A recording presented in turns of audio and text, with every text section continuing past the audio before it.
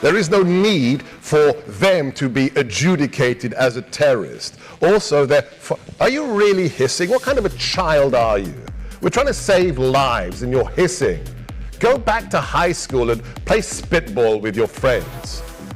If you're a member of Al-Qaeda, you're a terrorist. How do you know if that they're members of these gangs? What I'm saying is... You mean the tattoos MS-13 on their knuckles doesn't, that doesn't help it? Do you have tattoos of Al-Qaeda? The tattoo did not say MS-13. I don't want to get into that. Oh, of course it does. It's just accidents that the four symbols represent the letters MS. See, this is why Politico is a joke. This is why you are gutter press and fake news. That those four symbols that just happen to comport with the letters MS and the numbers 13 don't, in this case, represent MS-13. You're sitting here live defending a member of MS-13. That's why I regret coming here, because this isn't journalism. This is protecting those who hate America. Shame on you. We are saving lives. Sir. Hello, my friends, and welcome to this episode of Common Sense View. If you are following Trump's administration, you will know that if there is one thing he got absolutely right, is the communication skill of all the people he confirmed to their different secretariats. All of them are spot on in their communication, even when they go to the ambush of the Democrats in the Congress. They, in a masterful way, or skillful way, dismantle every one of them. They don't allow them to get the ball out their 18-yard goal before they are under attack. And that has been phenomenal. And the interview I'm going to share with you now, Sebastian Gorka with a Politico journalist, is also another example of such epic encounters. I can say, in my own judgment, at a certain point, I give praises to the lady because she managed to hold together what would have been a disaster that she caused. And also, I can also say that Gorka was a little bit over-aggressive, but you can understand when people are under attack all the time, they are already prepared to defend themselves and counter-attack for those who can. So without further ado, I have to tell you, if you have not, subscribed on your way in, please make sure you do subscribe. I really need it for the channel to grow. But without further ado, let's hop into the interview. And at the end, you tell me what you think about the whole encounter. Can you start by just walking us through what your mandate is in this critical moment? Very simply, to protect the innocent and to deal earthly justice to evildoers, the individuals who threaten our U.S. citizens, whether here or abroad. Can you walk us through the difference in your approach to this issue? Two fundamental differences. Number one, we actually kill terrorists. For the last 4 years, the person you had on the stage previously, Mr. Sullivan, the propagator of the Russia hoax, demanded that any attack against high-value jihadis must be sent to the White House and be signed off by him and Joe Biden when he was awake. That was inexcusable. As a result, dozens and dozens of Americans were killed, hundreds of our allies and partners were murdered by groups like ISIS, and as a result, when we came in the building, we reverted to the rules of engagement under the first Trump administration, which meant that if theater commanders saw a high-value target and there was no danger of collateral damage, their job was to kill them. As a result, in the first 100 days, we've killed more than 74 high-value jihadi targets. So basically, we're back in the business of doing counterterrorism. Any civilians caught up in that? Secondly, you asked, I told you two things that have changed. Mm-hmm. We take ideology seriously. Before you go to that answer, personally, I don't like throwing bomb here and there to kill people, but they know what they do, and I don't know, as a matter of fact, as a matter of international relation, who gave them the authority to kill people across borders. But that is not my position to take a stand on it. But my own opinion on that is completely immoral. You don't have no reason to kill anyone, especially somebody who didn't attack your homeland. You may claim that these people are planning to attack your homeland. Your homeland is also planning to attack people, but that's on my own perspective. But that is his duty, and that is the duty he's carrying out for Trump. I'm not in support, I'm not against, I'm just a neutral arbiter who is commenting on what I saw on the internet about an administration I like who is in the head of. Now, in a way, he sidetracked that question whether there are collateral damages kit or something like that, because I think he answered it from the beginning that anytime they saw a target with less collateral damage, they take it out. So that's what I want to say on that, but I'm not going to interfere so much. Under the Obama administration, the Biden administration, there was this asinine, fallacious concept that John Brennan, a traitor to this nation, tried to sell as the advisor for counterterrorism to Obama, that terrorists are created by, quote, upstream factors, such as lack of education and poverty. That is complete and utter garbage. If you look at the 9/11 hijackers, you look at bin Laden himself, a scion, a millionaire from a Saudi family, we realized it's not poverty, it's not lack of education, it's belief in the ideology of global jihad, in the Wahhabi Salafist version of Islam. What we are doing right now and preparing the new US counterterrorism strategy is refocusing on the real cause of jihadism, which is the ideology of jihad. How do you battle an ideology? You delegitimize those who propagate it. Yeah, as a matter of fact, in as much as I don't believe in killing people across border, but the specific point he makes it that is legitimate to me, and I stand to is the fact that the only way to destroy ideology is to delegitimize those who carry them. And when you show the flaw of an ideology, you put a doubt in the minds and hearts of the followers, especially ideology that propagates the killing of human beings as against the helping of human beings to strive, which I believe global jihadism is one of. And on the flip side of it, unnecessarily using the military force to invade countries could be seen as the same. When you say that, people will think about Russia, but it's not only Russia that have been guilty of such action in the recent past. So any country that invades any other country, whether it is Russia or France or US, it is morally wrong. But any bad ideology that makes people believe that they are stronger than the other and the others should be wiped out and they should live and the other not live, have no right to stay either. So even though you cannot root out ideologies easily, you can at least delegitimize young recruits so that it will be difficult for them to get people who are following their footsteps. So we go on. I asked about civilians. How do you factor into account the possibility of civilian casualties? Are those simply part of killing the bad guys, or is that something that you guys are actively trying to avoid? How do you make those calculations? Of course we're actively trying to avoid it, but we follow the laws of war. So we do not target civilians, but we go after high-value threats. That's the priority. And we maintain everything under the requirements of international conflict. I do want to talk about the big story of the week, which is the president's trip to the Middle East. It's unique in that the focus has been business. I mean, you look at some of the rooms and the net worth of individuals that are there, the biggest CEOs and business leaders from all around the world, including the United States. His focus has been on making deals. But do you see a connection between the deal making and national security, given how hot that region and really so much of the world is right now? It applies to every region of the world. This is why the idiots who didn't understand what happened in the Oval with Zelensky are such cretins. Who are those idiots and what didn't they understand? Anybody who didn't understand the significance of the rare earth minerals deal. I can't tell you how many interviews I've done, especially with European media, where they're screeching about, oh, you need NATO guarantees and you've got to sign a piece of paper with Kiev. The same kind of piece of paper, I guess, as the Budapest Memorandum from 1995. No, the whole point is that economy is inextricably linked to security. What is the power? I mean, if you're interested in a piece of paper, Neville Chamberlain came back from Munich and waved one in 1938 and said, we have peace in our time. After that, we saw 60 million people killed in World War II. It's not about pieces of paper. It's about intertwining economies.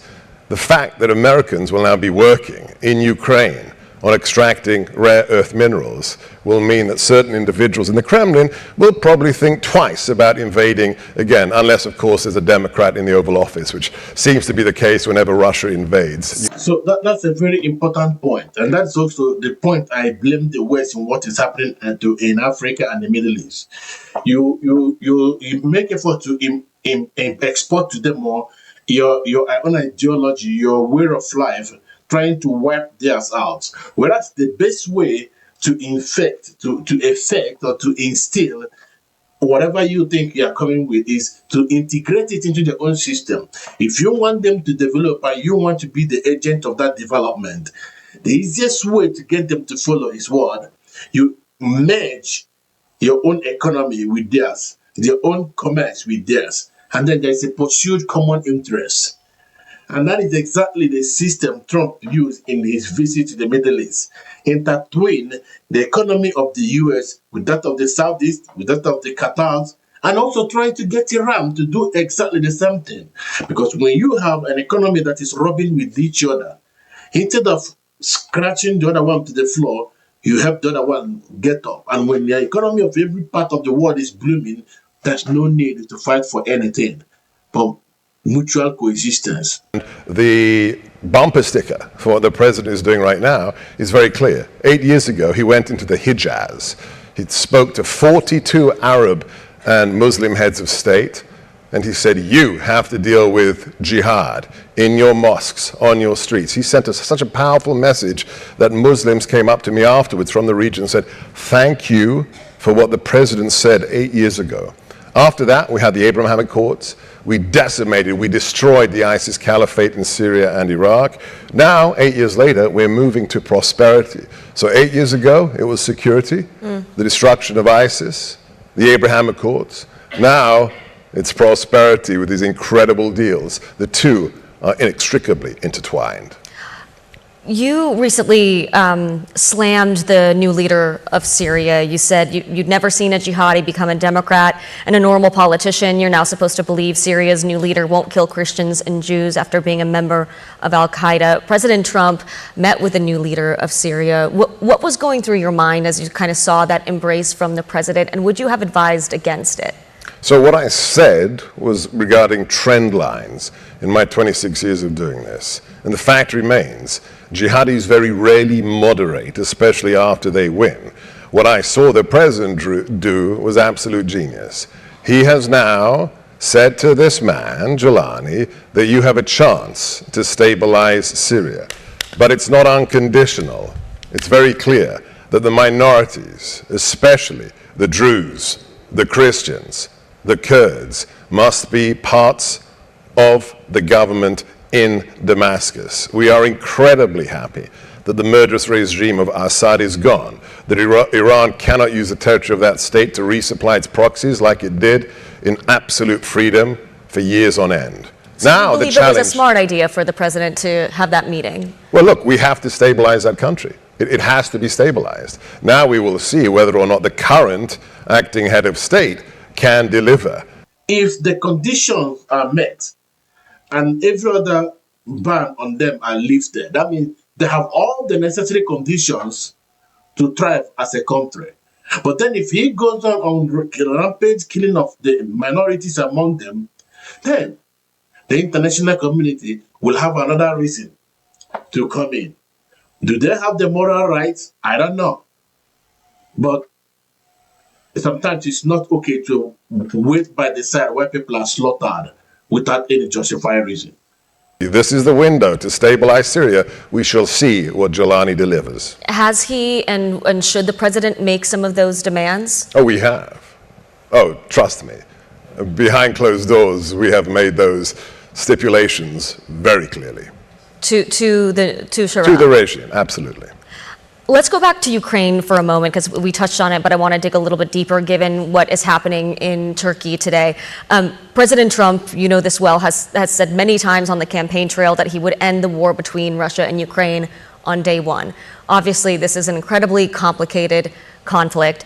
The war is still very much ongoing. People are dying. There's peace talks today in Istanbul. Should the president be there? You said yourself that there's only one man who can broker this deal, and it's President Trump.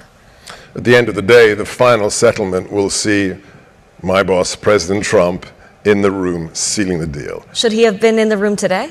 No, because we need to have all the parties decide. One of the parties is missing, right? Well, so there's no point. President Putin would have gone if President Trump went. We need to make sure that there's no intransigence from all sides involved. But you can rest assured that when the final ink is put on that piece of paper, President Trump will be the person, the man behind the art of the deal, who seals that deal and stops the meat grinder that is the war in Ukraine. Why has the president not met with President Putin, given he said today nothing's going to happen until Putin and I get together? Well, we can't force Putin to meet. We're not going to lasso him and pull him. President Trump knows how to put pressure on. He can lasso in his own way. Timing. Deals are all about timing. When the time is right, that's when the president is in the room with Putin. But my expectation is imminently. What does imminently mean? That's all you're getting. You know I detest the Politico. I'm only here as a favor to a friend in the White House. You know who you are. I detest the Politico. You're not going to get anything more from me than imminently. I'm just doing my job and trying to get more information for the American people, sir. It's as part of the conversation, part of the deal making, you know, the president has said that the idea of Crimea being recognized as sovereign Russian territory is on the table. Do you think that some of those regions in the Donbass that have been under Russian control, is that and should that be on the table as part of these negotiations? So I know you're from the Donbass, and this is personal to you, but I will not comment. It would be incredibly reckless of me, and I told you outside that I will countenance maybe one question on Ukraine because I'm the Senior Director for Counterterrorism. So we're kind of exhausted that topic at this point, but I'll tell you this. We live in the real world. The Trump administration lives in the real world. We recognize the reality on the ground, number one, that's the beginning, because we're not utopianists and we're not human engineers. We're not some kind of pie-in-the-sky believers in utopia. We recognize the reality on the ground, and we have one priority above all else, whether it's the Middle East or whether it's Ukraine. It's to stop the bloodshed. Everything else comes after the bloodshed has been halted. Well, that is a revealing answer. Thank you for humoring me with another question there. The administration has designated a number of Latin American cartels as foreign terrorist organizations. That's something that you're deeply involved with. Can you explain to us the significance of that designation? We've already seen an escalation with the deportations to El Salvador, but how else might the administration take on these cartels under this designation? Well, first, let's talk about the justification for the 6 cartels and the 2 gangs being designated as FTOs, foreign terrorist organizations. It's clear, it's really essential that all Americans, our partners, and Mexico understand as well why we did this.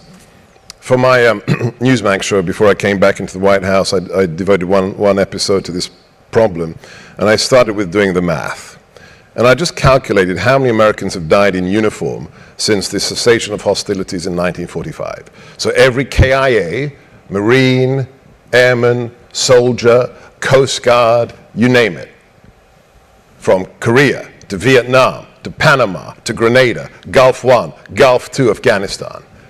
In all of those conflicts combined, 103,000 Americans were killed. At the same time, I went to Biden's CDC website, and I looked for the data on deaths by fentanyl and illicit drug use smuggled across the border. It was hard to find. You got to dig deep at the Biden CDC website, but I found it.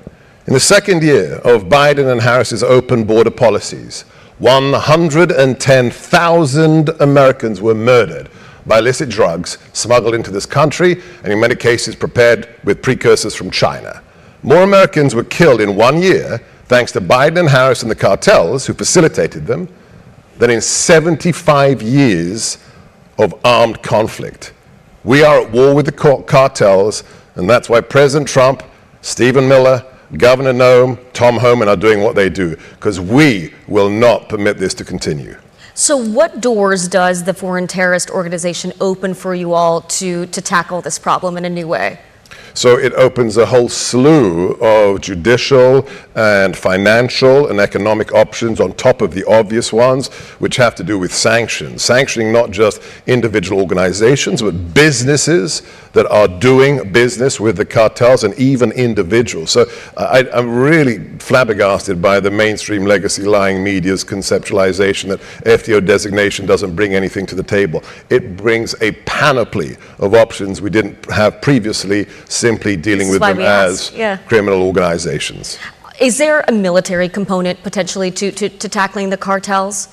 There may be, but that is up to the Homeland Security Advisor, to Secretary Hegseth, and our friends in Mexico. Mexico needs this problem to be fixed as much as we need to save American lives. You're obviously in coordination with all of those folks. So is potentially sending troops, is that on the table? Not something I'm going to discuss at this point. We are doing this in consultation with the Mexican government, who are vested in making sure the cartels are not running parts of Mexico as they currently are. There are estimates of upwards of 500,000 Mexican nationals working for the cartels, in many cases under duress. We'd like to see those Mexicans free from the scourge that is the cartels, as would the President of Mexico and everyone else. Yeah, how closely are you all working with the President of Mexico now? And especially his security director, absolutely. In the interest of speeding up deportations, which was a massive campaign promise from President Trump,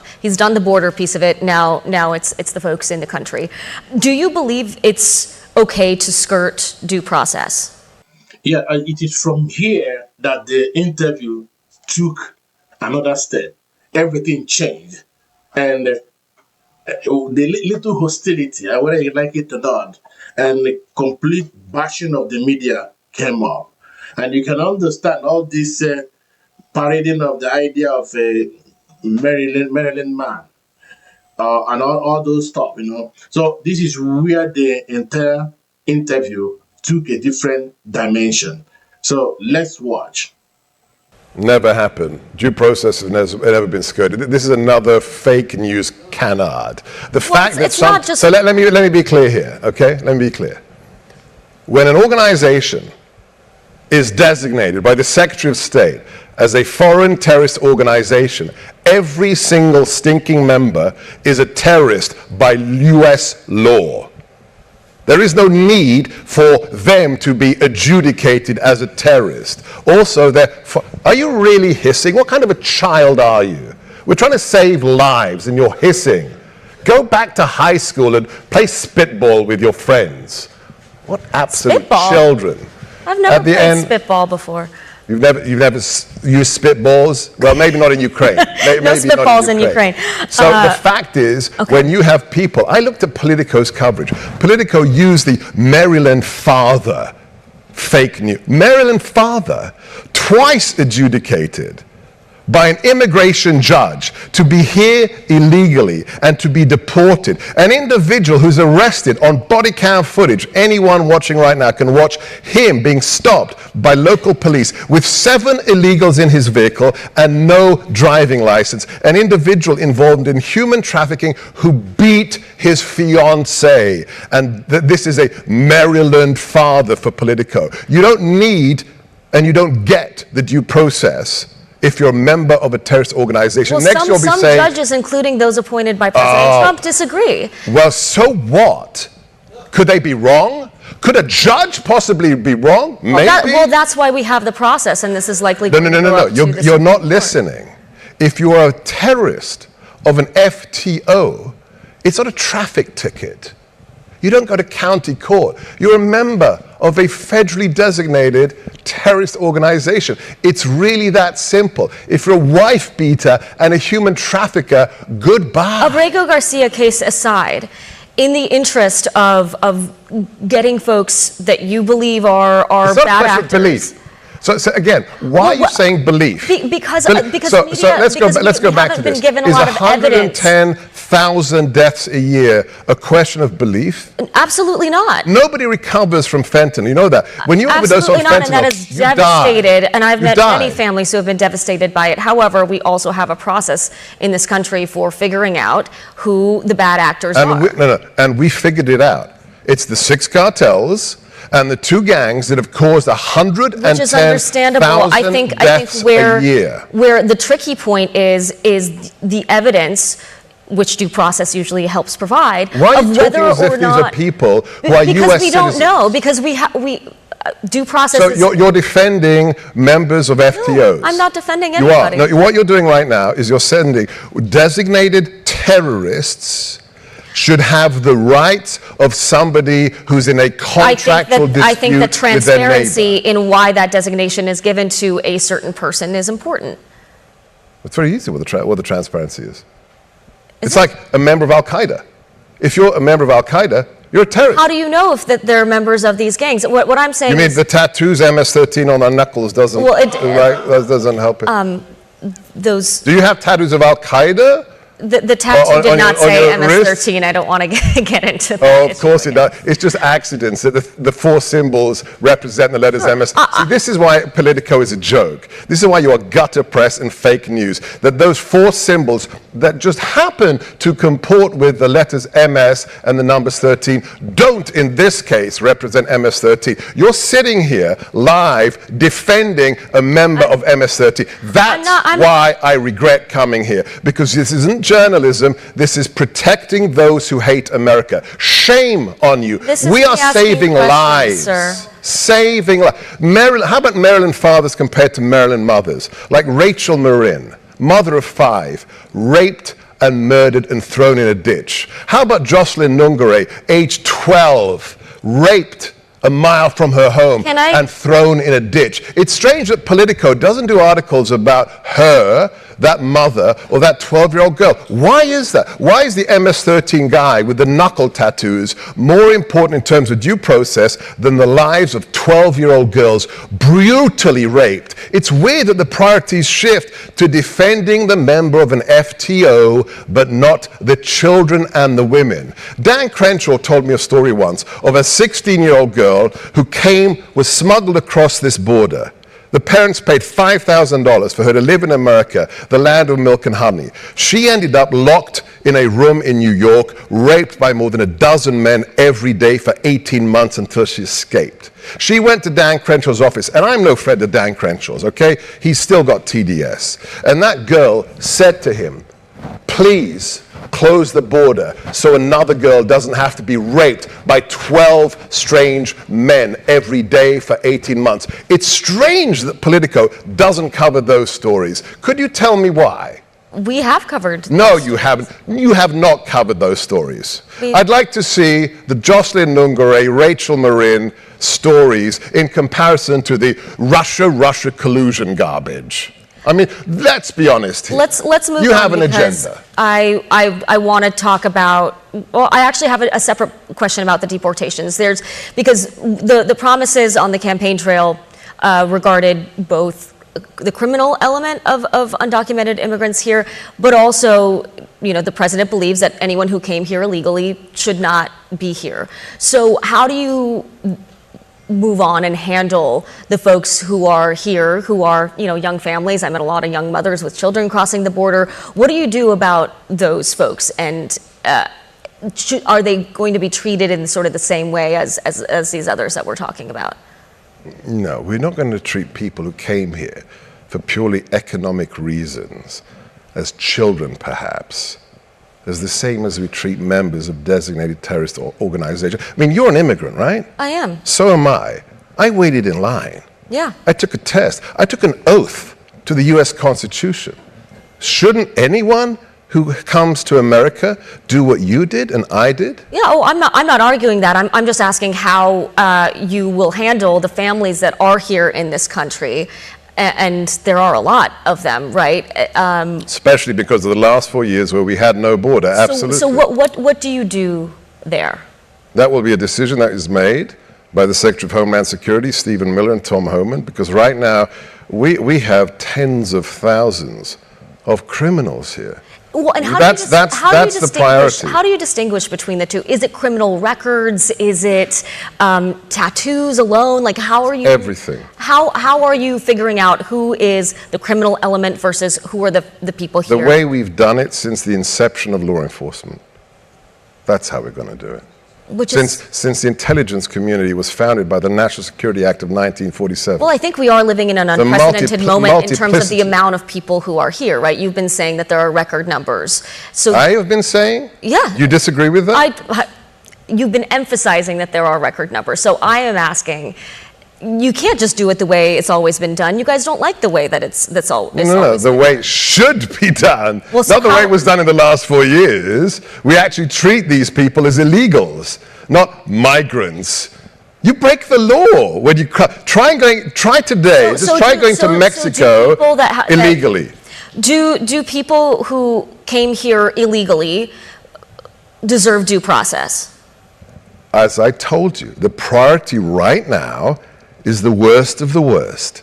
The members of the 6+2, the people who have proven criminal records, the people like Jocelyn Nungare's rapist and murderer who were paroled by the Biden administration, who were paroled by the government in New York. Somebody you may have heard of, Alvin Bragg, who allowed that man to walk out of a New York police station to rape and murder a 12-year-old US citizen. We're going to jettison that garbage whereby the perpetrator is protected by the establishment, and we're going to use the full force of the law to identify, neutralize, and remove them.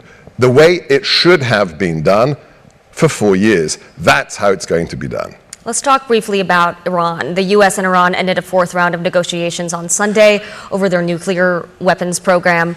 Are you encouraged by the progress of this nuclear deal, and how can the president's visit to the Middle East this week push that forward? This is perhaps the most important thing with regards to the visit to the Middle East. I counsel everyone who deals with the region to listen to the president's press conferences, because whatever the press conference is about, whether it's about tariffs, the border, or anything else, 9 out of 10 times, he will mention Iran. And that is the primary threat. He has been very clear.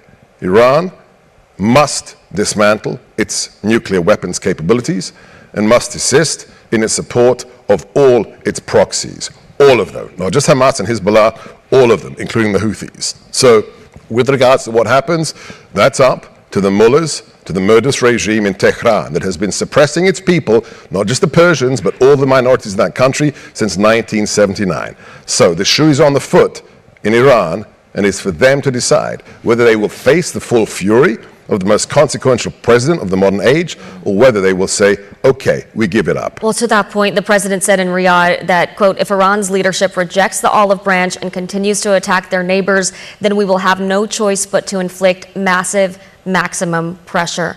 This is an absolute takedown by Gorka. I can also say that he was a little bit extreme, because even though the young lady is an activist, just like every one of them, he was a little bit cordial in her attitude. It's not really a hot-blown behavior like most of them in MSNBC and the CNN. But in any case, I still know why Gorka was the way he is. He doesn't have a thick skin for all of these shenanigans they are carrying along with. And also, they are not fair and balanced in their coverage. I can understand. But however, I don't want to stretch the interview. If you want to watch it, and go online, watch the remaining part of it. But the young lady was able to capture back the room, and they were able to end up having a better discussion. So, on that note, if you managed to watch this far, it's a little bit boring to me. But it's also educative to know what is going around.